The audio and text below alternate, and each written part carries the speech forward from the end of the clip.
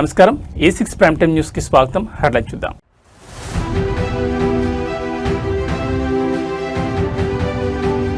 పవన్ కళ్యాణ్ ఆస్తులపై వివాదం, ఎమ్మెల్సీ కవితపై Janasena mind blocking reverse attack.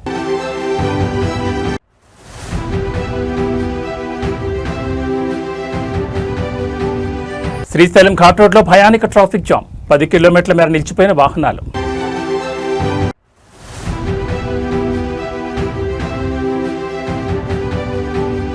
KPHP kings and queens pub పై పోలీసుల ఆకస్మిక దాడి, గుర్తు రట్టు చేసిన డీసీపీ రితిరాజ్.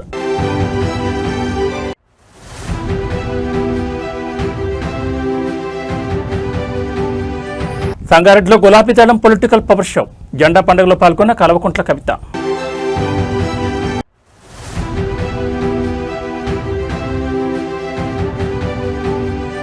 రష్యా వేదికగా లోకేష్ సరికొత్త పారిశ్రామిక స్కెచ్, ఏపీకి రేర్ ఎర్త్ మినరల్స్ దిగ్గజం గిరెట్మెట్.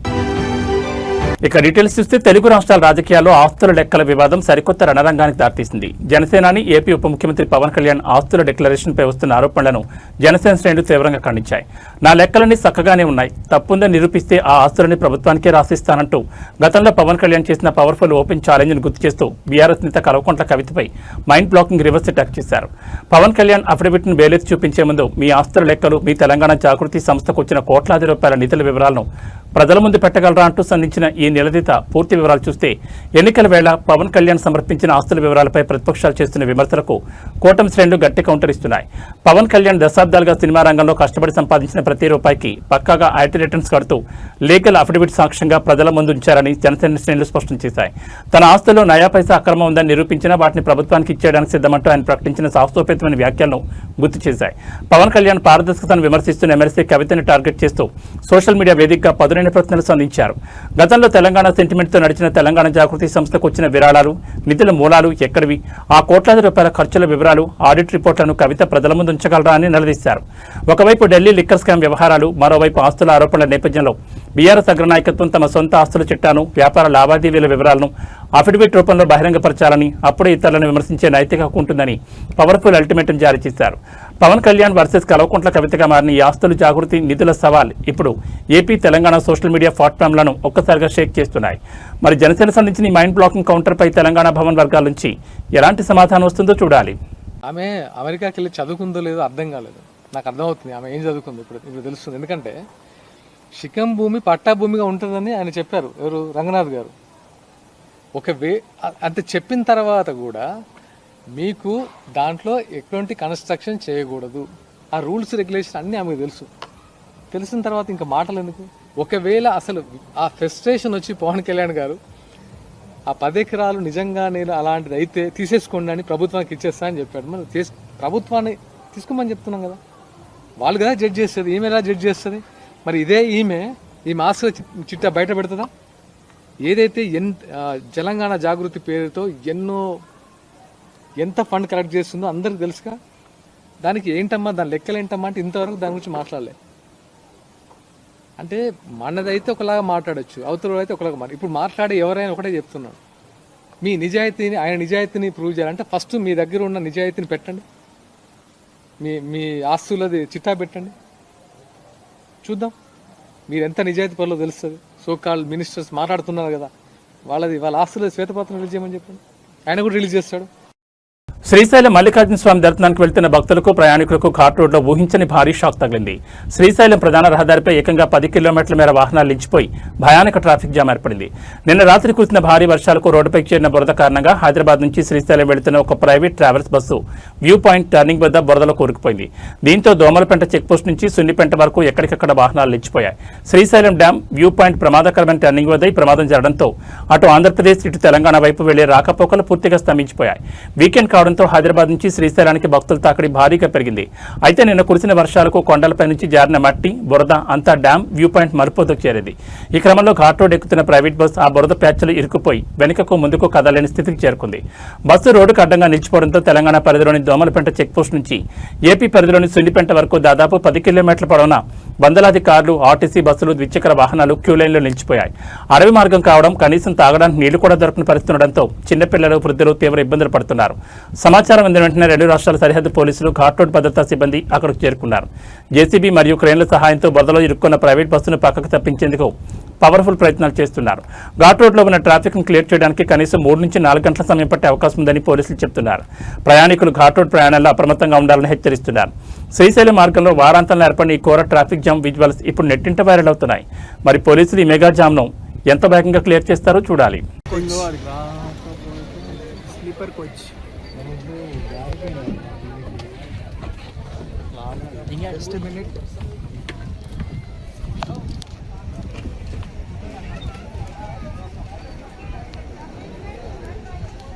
గ్రూప్లో దిగలరా అది వీడియో పెద్ద లైనే కింద పర్మిషన్ ఉంటాడు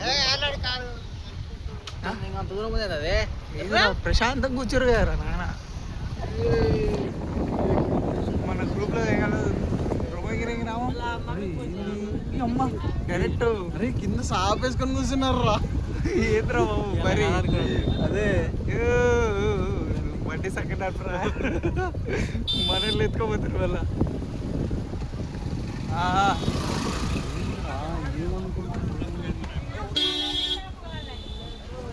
ఏమైందన్నా సైడ్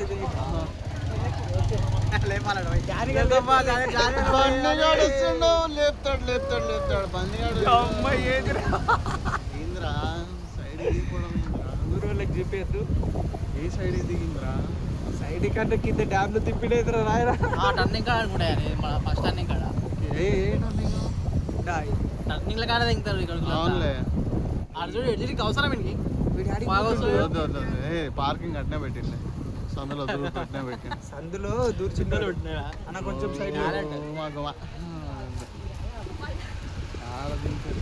ఇటువైపు రా ఇంతగానంగా ఉంది అది నాకు తెలిసి అది రావాలిరా అని క్రెయిన్ రావాలేమో అందుకు కూర్చోరు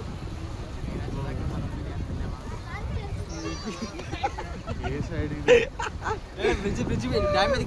ఎంగుతారు ముగ్గురం పోతే నువ్వు నడుచుకుంటారా రా నేను బండి గడి పోతాం పోలీసు వాళ్ళు ఉంటే ఇద్దరికి ఉంటుంది మన ఇద్దరికి ఉంటుంది వాళ్ళు మనల్ని ఏమంటారు భాగ్యనగరంలో అక్రమాలకు పాల్పడుతున్న పబ్ నిర్వాహకులకు సైబరాబాద్ పోలీసులు సినిమా ఫక్కీలో ఊహించని మైండ్ బ్లాకింగ్ షాక్ ఎగించారు.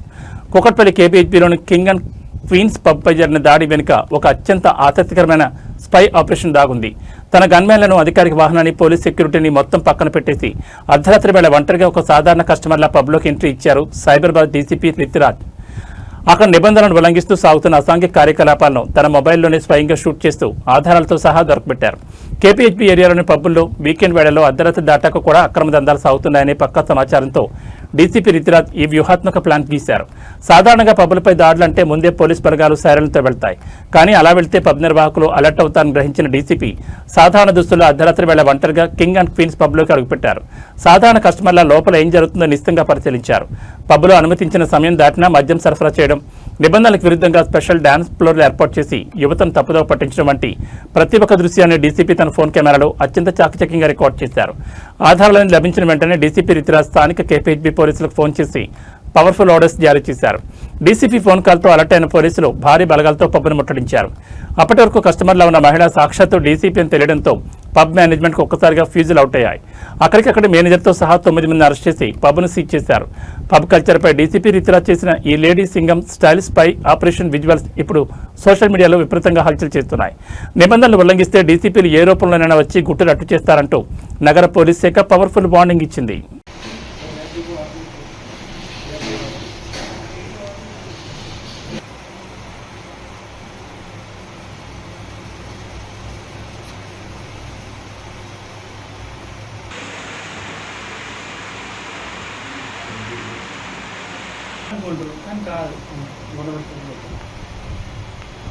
సంగారెడ్డి జిల్లా కేంద్రంలో గులాబీ దళం పవర్ఫుల్ పొలిటికల్ బలాన్ని ప్రదర్శించింది. బీఆర్ఎస్ రాష్ట్ర అధ్యక్షురాలు కల్వకుంట్ల కవిత ఇవాళ సంగారెడ్డి జిల్లాలో సుడిగాలి పర్యటన చేశారు. పార్టీ ప్రతిష్టాత్మకంగా చేపట్టిన జెండా పండుగ మహోత్సవంలో ఆమె ముఖ్య అతిథిగా పాల్గొన్నారు. పోతిరెడ్డిపల్లి చౌరస్తా నుంచి తెలంగాణ తల్లి విగ్రహం వరకు వేలాది మంది కార్యకర్తలు లీడర్లతో సాగిన మైండ్ బ్లాకింగ్ మెగా ర్యాలీలో కవిత స్వయంగా పాల్గొన్నారు. అనంతరం తెలంగాణ తల్లి విగ్రహం సాక్షిగా పార్టీ జెండాను ఆవిష్కరించి శ్రేణుల్లో సరికొత్త పొలిటికల్ జోష్ నింపారు. సంగారెడ్డి నడిబొడ్డున పార్టీ జెండా పండుగను పురస్కరించుకుని గులాబీ లీడర్లు అత్యంత ప్రతిష్టాత్మకంగా ఈ కార్యక్రమాన్ని ఏర్పాటు చేశారు. ఇవాళ ఉదయం సంగారెడ్డి ముఖద్వారమైన పోతిరెడ్డిపల్లి చౌరస్తాకు చేరుకున్న పార్టీ చీఫ్ కవితకి స్థానిక మాజీ ఎమ్మెల్యేలు, కీలక నేతలు గజమాలతో మైండ్ బ్లాకింగ్ స్వాగతం పలికారు. అక్కడ నుంచి వందలాది బైకులు, కార్లతో కవిత కాన్వాయ్ ముందుకు కదిలింది. జై తెలంగాణ నినాదాలతో సంగారెడ్డి వీధులన్నీ ఒక్కసారిగా మారుమోగాయి. పోతిరెడ్డిపల్లి నుంచి నెమ్మదిగా సాగిన ఈ పవర్ఫుల్ ర్యాలీ పట్టణంలోని ప్రధాన కూడలైన తెలంగాణ తల్లి విగ్రహం వద్దకు చేరుకుంది. మొదటగా తెలంగాణ తల్లి విగ్రహానికి పూలమాలలు వేసి నివాళులర్పించిన కవిత అనంతరం పార్టీ జెండాను గగనతలంలోకి ఆవిష్కరించారు. కార్యకర్తలు భారీగా గులాబీ రంగు టపాసులు కాలుస్తూ మిఠాయిలు పంచుకుంటూ పండగ వాతావరణం తలపించారు. జెండా ఆవిష్కరణ అనంతరం కవిత స్థానిక లీడర్లతో ముఖాముఖి మాట్లాడారు. నిరంతరం ప్రజల్లో ఉంటూ ప్రజా సమస్యలపై పోరాడాలని పిలుపునిచ్చారు. పార్టీ జెండాని మనకు శ్రీరామ రక్షని, కార్యకర్తలకు తాము ఎల్లప్పుడూ అండగా ఉంటామని పవర్ఫుల్ భరోసా ఇచ్చారు. కవిత పర్యటనతో సంగారెడ్డి గులాబీ క్యాడర్లో సరికొత్త పొలిటికల్ హీట్ పెరిగింది. సంగారెడ్డి వేదికగా జరిగిన జెండా పండుగ సక్సెస్ ఉమ్మడి మెదక్ జిల్లాలో పార్టీకి సరికొత్త మైలేజీని తెచ్చిపెట్టిందని విశ్లేషకులు భావిస్తున్నారు. మరి ఈ పర్యటన తర్వాత సంగారెడ్డి పాలిటిక్స్ లో ఎలాంటి మార్పులు రాబోతున్నాయో చూడాలి.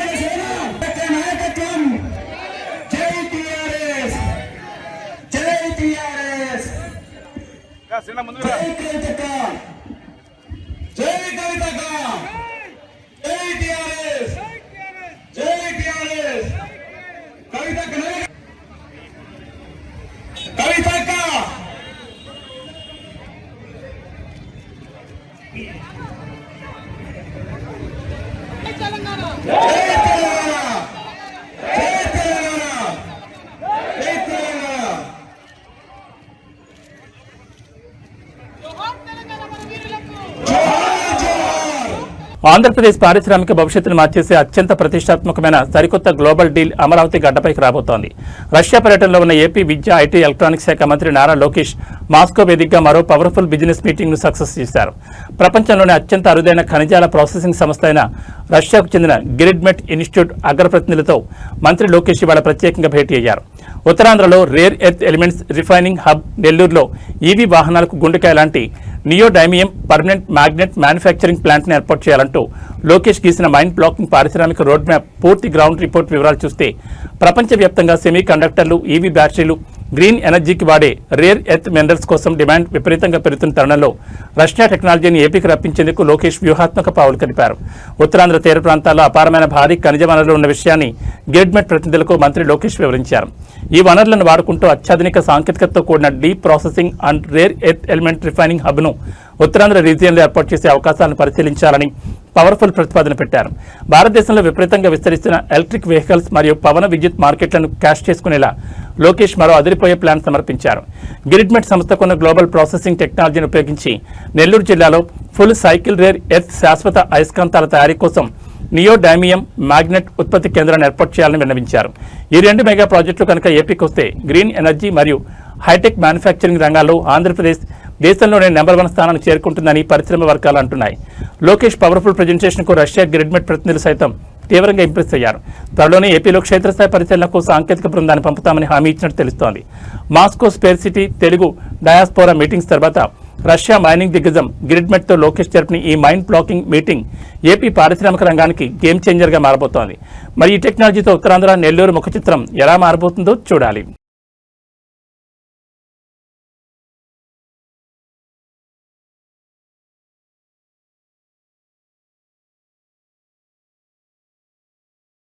టీడీపీ సీనియర్ నేత చింతకాయల విజయ్కు రాజ్యసభ సభ్యత్వం ఖరారైన నేపథ్యంలో నరసీపట్నంలో తెలుగు తమ్ముళ్లు భారీ ఎత్తున సంబరాలు నిర్వహించారు. పట్టణంలోని పలు ప్రాంతాల్లో పార్టీ నాయకులు, కార్యకర్తలు ఒకరికొకరు స్వీట్లు తినిపించుకుని ఆనందాన్ని వ్యక్తం చేశారు. ఈ సందర్భంగా భారీ బాణసంచా కాల్చి తమ హర్షాతిరేకాలను వ్యక్తం చేశారు. చింతకాయల విజయ్కు రాజ్యసభ సీటు కేటాయించడం పట్ల పార్టీ శ్రేణులు సంతోషం వ్యక్తం చేస్తూ ఆయనకు శుభాకాంక్షలు తెలిపారు. అలాగే రాజ్యసభ సీటు కేటాయించిన ముఖ్యమంత్రి చంద్రబాబు నాయుడు, రాష్ట్ర మంత్రి నారా లోకేష్ కు తెలుగు తమ్ముళ్లు ప్రత్యేకంగా కృతజ్ఞతలు తెలిపారు. పార్టీ కోసం ఎన్నో సంవత్సరాలుగా సేవలందించిన నాయకుడికి సముచిత గౌరవం దక్కిందని వారు పేర్కొన్నారు. ఈ కార్యక్రమంలో టీడీపీ నాయకులు, కార్యకర్తలు, అభిమానులు పెద్ద సంఖ్యలో పాల్గొన్నారు. చింతకాయల విజయ్ మాట్లాడుతూ రాజ్యసభ అభ్యర్థిగా అవకాశం దక్కడం తన జీవితంలో అత్యంత ముఖ్యమైన రోజన్నారు. చింతకాయల విజయ్ నాపై నమ్మకంతో అవకాశం కల్పించిన చంద్రబాబు, నారా లోకేష్లకు జీవితాంతం రుణపడి ఉంటారన్నారు. 5 ఏళ్ల పాటు అపోజిషన్లో ఎన్నో కష్టాలు పడి ప్రాణత్యాగాలు చేసిన కార్యకర్తలకు ఈ పదవి అంకితమన్నారు. కష్టకాలంలో పార్టీ కోసం నిలబడిన వారిని టీడీపీ ఎప్పుడు గుర్తుపెట్టుకుందనడానికి నేనే ఉదాహరణ అన్నారు. 1983 నుంచి మా తండ్రి అయ్యన్న పాత్రుడు, మా కుటుంబం టీడీపీ మీద నమ్మకంతో పనిచేస్తున్నాం. ఎన్టీఆర్ స్ఫూర్తితో చంద్రబాబు, లోకేష్, పల్లా శ్రీనివాసరావు ఆశీస్సులతో పార్టీ కోసం మరింత కష్టపడతానన్నారు.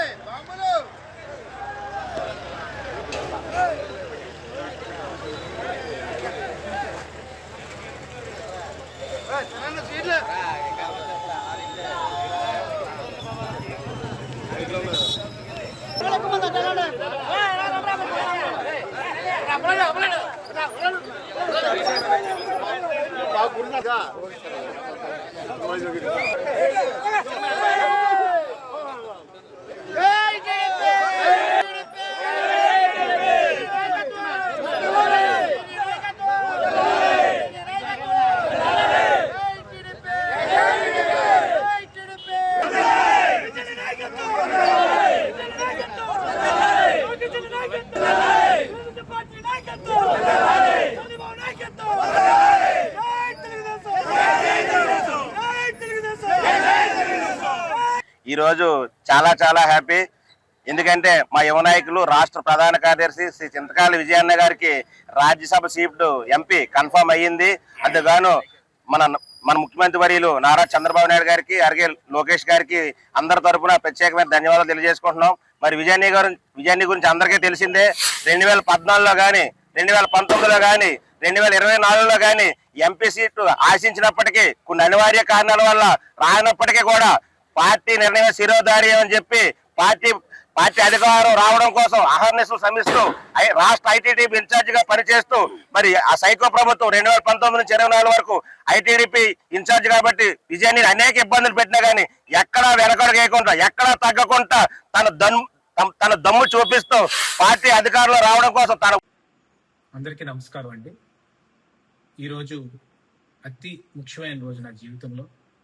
రాజ్యసభ సభ్యుడిగా నారా చంద్రబాబు నాయుడు గారు, మా నేషనల్ తెలుగుదేశం పార్టీ ప్రెసిడెంట్ గారు ఈరోజు నాకు ఈ అవకాశం కల్పించారు. అలాగే national working party president Nara Lokesh గారు అదేవిధంగా నా మీద ఒక ట్రస్ట్ పెట్టుకొని ఈరోజు ఈ జాబ్ని ఇంట్రెస్ట్ చేశారు. దానికి వాళ్ళిద్దరికీ కూడా జీవితాంతం రుణపడి ఉంటాను. ఈరోజు తెలుగుదేశం పార్టీని నమ్ముకొని ఉంటే, తెలుగుదేశం పార్టీ కోసం జెండా స్కంధాల మీద పెట్టుకొని పనిచేస్తే ఈరోజు ఈ ఫలితం దక్కుతుంది అనేది ప్రతి కార్యకర్తకి చెప్పడానికి నేను గర్వపడుతున్నాను.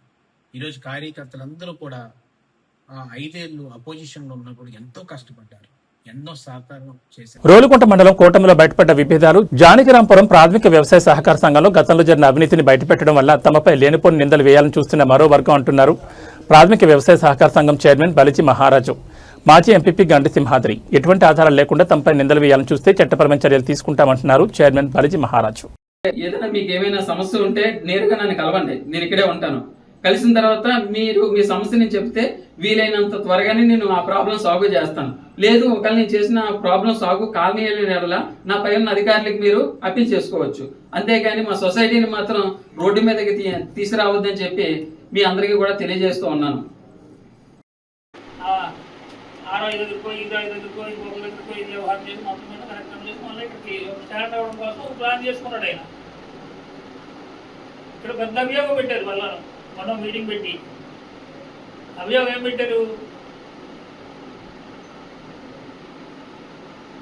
ఇక్కడ ప్రెసిడెంట్ అక్కడ పివిఎస్ఎం రాజు ఇది అందరూ కలిపి ఏవో డబ్బులు తినేశారు అన్నటువంటి ఒక తినేసి కార్యక్రమం జరుగుతున్నటువంటి ఒక అభియోగం వల్ల మొన్న లోపల్లో ఉన్నటువంటి కొంతమంది పెద్దలు, ఆ పెద్దలు ఎవరు అమరవోలు తాలూకా బంధువులు.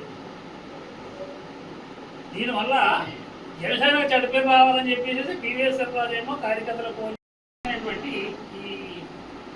ఇక్కడ ఈ మీటింగ్లు వ్యవహారాలు కార్యక్రమాలు జరుగుతున్నాయి. ఇది యథార్థం జరిగింది. ఇప్పుడు ఏదైనా జనసేన తాలూకా ఉద్దేశం ఏంటంటే ఏదైనా రైతుకి న్యాయం జరగాల. జనసేన వచ్చింది, జనసేనకు ఒక అవకాశం వచ్చింది, సొసైటీ చేతికి వచ్చింది. ఎట్టి పరిస్థితుల్లోనూ కూడా న్యాయం జరగాల. సొసైటీ నిలబడాలంటే ఆ బినామీలు వాళ్ళు వీళ్ళు అందరూ ఎక్కడెక్కడున్నారో ఏంటున్నారో అన్నది ఎవరో తెలుస్తుంది. అంతాను సపరేట్గా తెలుస్తుంది. మనం ముళ్ళు ఏంటంటే ముళ్ళుతున్న తీయాల. ఏదైనా కావాలంటే ఏదైనా ఇక్కడ సొసైటీలో జరగాలంటే మళ్ళీ కృష్ణ పొరబడి రామకృష్ణ మళ్ళీ ఇక్కడ ఇవ్వాల్సిన పరిస్థితి. అంతేగాని రామకృష్ణ ఏదో కోటీశ్వరుడు కాదు, వాడు ఎవరికో రూపాయి శివుడు కాదు, ఎవరికో టీ బట్టి శివుడు కాదు.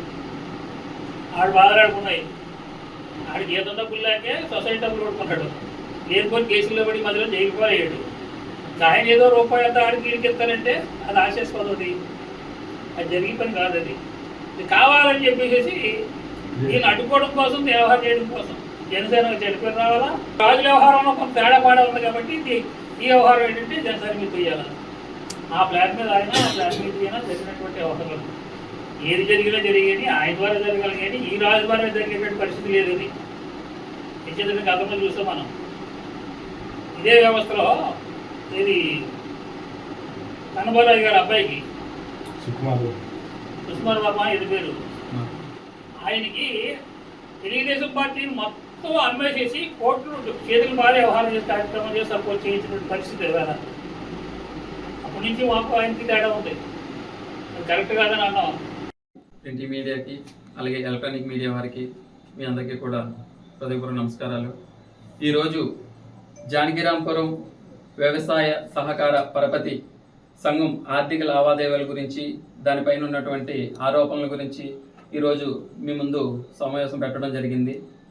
అయితే ఈ సొసైటీకి నేను సెప్టెంబర్ నెల 2025 తారీఖున ఇక్కడ విధుల్లోకి రావడం జరిగింది. నేను వచ్చిన తర్వాత అప్పటి నుండి ఇప్పటి వరకు కూడా నేను ఏ అలమరకలు లేకుండా సొసైటీని నడిపిస్తూ ఉన్నాను. ఎందు గురించి అంటే మాకు ధ్యేయం ఒకటే, జనసేన పార్టీ అవ్వచ్చు, లేకుంటే కూటమి ప్రభుత్వం అవ్వచ్చు, మేము ప్రజలకి అందుబాటులో ఉండి ప్రజలకు న్యాయం చేయాలన్న ఆలోచనతో ఈ సొసైటీ తీసుకోవడం జరిగింది. అలాగే ఈ సొసైటీలో చాలా వరకు గతంలో మనం అనేది వదిలిపోను, కానీ దాన్ని ఎందుకు అలాగా ఒక ప్రజాప్రతినిధి అయ్యిండి కూడా ఆయన ఎందుకు ఆ విధానం చేస్తున్నారు అనేది మాకు అర్థం కావట్లేదు. అలాగే ఇక్కడ ఏం చేస్తున్నారంటే అవినీతి జరిగింది అంటున్నారు. అధికారంలో అందరూ ఉన్నారు, మరి దాన్ని నిగ్గు తేల్చొచ్చు కదా, తేల్చవలసిన అవసరం మనకు ఉంది కదా, మన బాధ్యత అది. మరి దానికి ఎందుకు కొమ్ము కాస్తున్నారు? అలాగే ఈ సొసైటీని కొంతమంది గతంలో ఉన్నటువంటి పాలకవర్గం అవ్వచ్చు, అలాగే డిసిసి బ్యాంక్ వారు అవ్వచ్చు, ఇక్కడ ఉన్నటువంటి సెక్రటరీ గారు అవ్వచ్చు, ఇక గతంలో ఉన్నటువంటి వారు ప్రతి ఒక్కరూ కూడా అవినీతి జరిగిందని చెప్తున్నారు కదా. అవినీతి జరిగినప్పుడు వాళ్ళ మీద డిసిసిబి వాళ్ళు కానీ, ఎలమంచిలి డిఆర్ కానీ, డిసిఓ కానీ ఎందుకు చర్యలు తీసుకోలేదు ఇప్పటి వరకు కూడా? దానికి సమాధానం మీరు అందరూ కలిసి చెప్పవలసిన బాధ్యత మీకు ఉంది. ఎంక్వైరీ చేసినప్పుడు రెస్పాండ్ అవ్వరు. రెస్పాండ్ అవర్స్ 1,68,85,676 రూపాయలు ఎస్టీ లోన్స్ చేసాం. ఎందు గురించి అంటే మీకు తెలియవలసింది, ఇక్కడ ఏదో అవినీతి జరిగిందని మీరు అంటున్నారు. అవినీతి జరిగినప్పుడు నిగ్గి తేల్చవలసిన బాధ్యత ఎవరిది?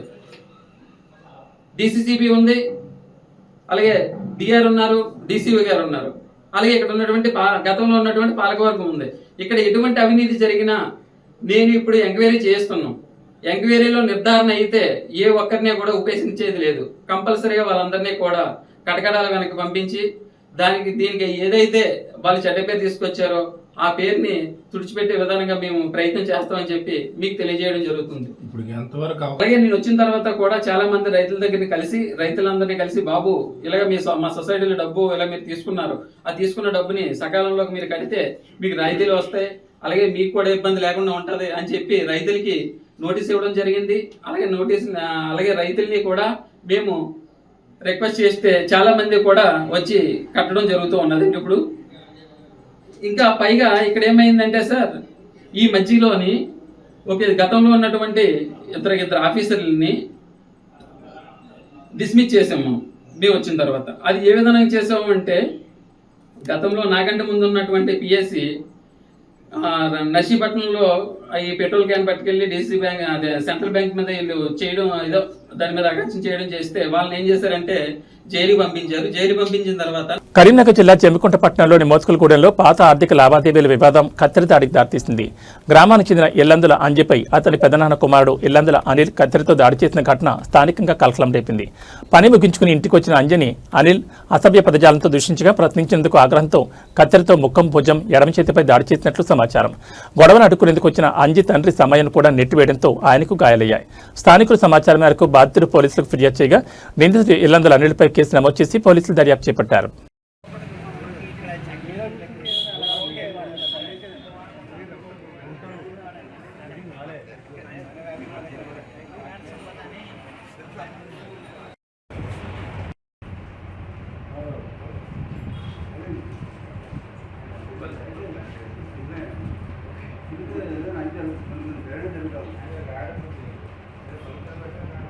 కామారెడ్డి జిల్లా బాన్స్వాడ మండలంలోని దేశాయిపేట గ్రామంలో ఛత్రపతి శివాజీ విగ్రహాన్ని గ్రామస్తులు ఘనంగా ఆవిష్కరించారు. ఈ కార్యక్రమానికి ముఖ్య అతిథిగా సామాజిక సమరసత వేదిక రాష్ట్ర కన్వీనర్ అప్పల స్వామీజీ, దుర్గావాహిని ధార్మిక ప్రచారకారిణి అనుసుజారెడ్లు హాజరయ్యారు. సర్పంచ్ బోనేకర్ జ్యోతిప్రకాష్ మాట్లాడుతూ ఎన్నో సంవత్సరాల నుంచి శివాజీ మహారాజ్ విగ్రహాన్ని ఏర్పాటు చేయాలని అనుకున్నామని, ఇప్పుడు ఆ కాలం నెరవేరిందని అన్నారు. హిందువులందరూ జాగృతం కావాల్సిన అవసరం ఉందన్నారు. చిన్నతనం నుంచి తమ పిల్లలకు సనాతన ధర్మాల గురించి, సంప్రదాయాల గురించి వారి తల్లిదండ్రులు తెలపాలని సూచించారు. ప్రతి ఒక్కరూ జై శ్రీరామ్ అనే నినాదంతో ముందుకు సాగాలని ఆమె పిలుపునిచ్చారు. దేశాయిపేట ప్రజలకు శివాజీ మహారాజ్ విగ్రహావిష్కరణ సందర్భంగా ఆమె శుభాకాంక్షలు తెలిపారు. సామాజిక సమరత వేదిక రాష్ట్ర కన్వీనర్ అప్పల ప్రసాద్జీ మాట్లాడుతూ ఆడపిల్లంటే సహనం, ఓర్పు, జ్ఞానం, ఏకాగ్రత కలదని, ఆడపిల్లంటే భరతమాత అని, అలాంటి ఆడపిల్లను శక్తివంతంగా బాధ్యత ప్రతి ఒక్క తల్లిదండ్రులపై ఉందని అన్నారు. ప్రేమ పేరుతో మోసపోకుండా ఉండేందుకు మంచి సత్ప్రవర్తనను నేర్పించాలన్నారు.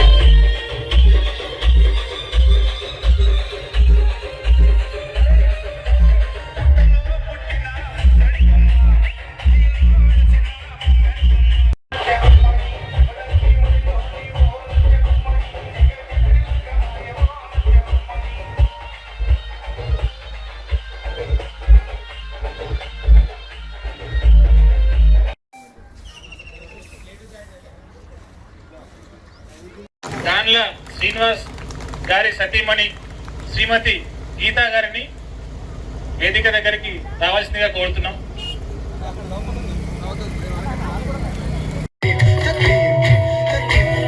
ఆడపిల్లంటే సమర్థత, ఆడపిల్లంటే సహనం, ఆడపిల్లంటే పొదుపు, ఆడపిల్లంటే అందం, ఆడపిల్లంటే సౌందర్యం, ఆడపిల్లంటే ఏమండి ఈ సమాజంలో ఎన్ని ఖర్చులు జరుగుతున్నా పొదుపు చేసి ఏది ఎంత వాడాలో ఆ విధంగా చెప్పగలిగేటువంటి మేనేజ్మెంట్ గురువు అమ్మ అంటే అటువంటి అమ్మ కాక అమ్మ నా భారత మాత ఇవాళ సమాజాన్ని శాసిస్తుందమ్మా.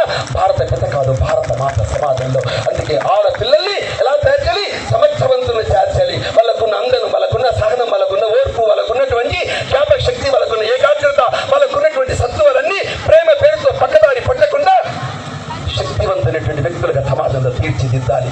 దిద్దాలా వద్దా? ఏమండి దిద్దా? ఏబీ బులెటిన్ విశేషాలు. నమస్కారం.